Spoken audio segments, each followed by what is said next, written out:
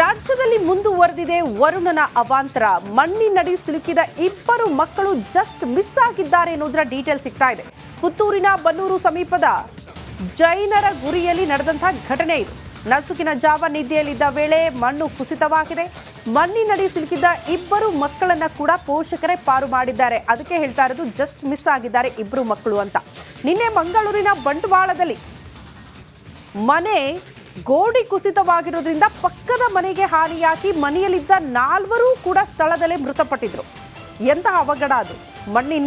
ಮಣ್ಣಿನ ಕುಸಿತದಿಂದ ಆಗಿರುವಂತಹ ಗೋಡೆ ಕುಸಿತದಿಂದ ಆಗಿರುವಂತಹ ಅವಾಂತರ. ಬಟ್ ಇವತ್ತು ಆ ರೀತಿ ಆಗಿಲ್ಲ. ಇಬ್ಬರು ಮಕ್ಕಳು ಕೂಡ ಮಣ್ಣಿನಡಿ ಸಿಲುಕಾಕಿಕೊಂಡಿದ್ರು. ಆದರೆ ಪೋಷಕರು ಅಲರ್ಟ್ ಆದ್ರು. ಇಬ್ಬರು ಮಕ್ಕಳನ್ನ ಕೂಡ ಪ್ರಾಣಾಪಾಯದಿಂದ ಪಾರು ಮಾಡಿದ್ದಾರೆ ಎನ್ನುವುದರ ಡೀಟೇಲ್ಸ್ ಸದ್ಯ ಸಿಗ್ತಾ ಇದೆ.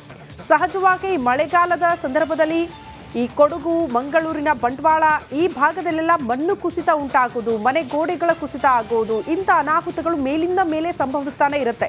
ಹಾಗಾಗಿ ಶಿಥಿಲಾವಸ್ಥೆಯಲ್ಲಿರುವಂತಹ ಮನೆಗಳನ್ನು ತೊರೆದು ಸೇಫ್ ಇರೋ ಕಡೆ ನೀವು ಸ್ಥಳಾಂತರ ಆಗಿ ಅಂತ ಅಧಿಕಾರಿಗಳು ಪದೇ ಪದೇ ಮನವಿ ಮಾಡೋದು.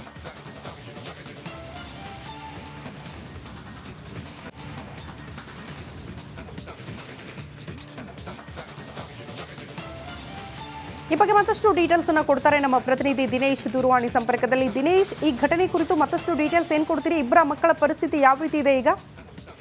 ಹೌದು ಶ್ರುತಿ, ಅಂದ್ರೆ ದಕ್ಷಿಣ ಕನ್ನಡ ಜಿಲ್ಲೆಯಾದ್ಯಂತ ಮಳೆ ಮುಂದುವರಿದಿರುವಂತದ್ದು, ಕೆಲವೊಂದು ಕಡೆ ದುರ್ಘಟನೆಗಳು ಕೂಡ ಸಂಭವಿಸ್ತಾ ಇರುವಂತದ್ದು. ನಿನ್ನೆ ಮಂಗಳೂರಿನ ಉಳ್ಳಾಲದ ಮದನಿ ನಗರದಲ್ಲಿ ಈ ಒಂದು ಮನೆ ಕುಸಿದು 4 ಸಾವನ್ನಪ್ಪಿರುವಂತ ದುರ್ಘಟನೆ ನಡೆದಿದೆ. ಇವತ್ತು ನಸುಕಿನ ಜಾವ ಏನು ದಕ್ಷಿಣ ಕನ್ನಡ ಜಿಲ್ಲೆಯ ಪುತ್ತೂರಿನ ಜೈನರ ಗುರಿ ಎಂಬ ಪ್ರದೇಶದಲ್ಲಿ ಏನು ಮಸ್ಜಿದ್ ಅವರ ಮನೆ ಮೇಲೆ ದರೆ ಕುಸಿದು ಇಬ್ರು ಮಕ್ಕಳು ಏನು ಮಣ್ಣಿನಡಿ ಸಿಲುಕಿದ್ರು. ಕೂಡಲೇ ಆ ಒಂದು ಮನೆಯವರು ಎಚ್ಚೆತ್ತು ಆ ಮಕ್ಕಳನ್ನು ರಕ್ಷಣೆ ಮಾಡಿದ್ದಾರೆ. ಸದ್ಯ ಆ ಮಕ್ಕಳು ಸಣ್ಣ ಪುಟ್ಟ ಗಾಯಗಳೊಂದಿಗೆ ಪರಾರಿಯಾಗಿದ್ದಾರೆ. ಆದ್ರೆ ಏನು ಅವರ ಮನೆಯ ಹಿಂಬದಿ ಸಂಪೂರ್ಣ ಕುಸಿದಿರುವಂತದ್ದು. ಸದ್ಯ ಆ ಒಂದು ಮಣ್ಣು ತೆರವು ಕಾರ್ಯಾಚರಣೆಗಳು ಕೂಡ ನಡೀತಾ ಇರುವಂತದ್ದು. ಸದ್ಯಕ್ಕೆ ಆ ಮನೆ ಇಬ್ರು ಮಕ್ಕಳು ಕೂಡ ಸೇಫ್ ಅಂತ ಹೇಳ್ತಾರೆ. ಯಾವುದೇ ರೀತಿಯಿಂದ ದೊಡ್ಡ ಮಟ್ಟದ ಗಾಯ ಆಗಿಲ್ಲ, ಕೇವಲ ಸಣ್ಣ ಪುಟ್ಟ ಗಾಯಗಳಾಗಿದೆ ಅಷ್ಟೇ.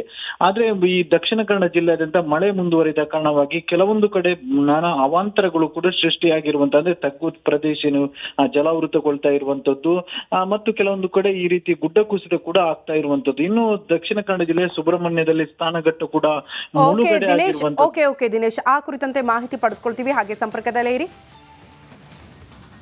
ದಕ್ಷಿಣ ಕನ್ನಡದ ಘಟ್ಟ ಪ್ರದೇಶದಲ್ಲೂ ಕೂಡ ಭಾರಿ ಮಳೆಯಾಗಿದೆ. ಕುಕ್ಕೆ ಸುಬ್ರಹ್ಮಣ್ಯದ ಕುಮಾರಧಾರ ಸ್ನಾನಘಟ್ಟ ಮುಳುಗಡೆಯಾಗಿದೆ ಅನ್ನೋದರ ಡೀಟೇಲ್ಸ್ ಸದ್ಯ ಸಿಗ್ತಾ ಇದೆ.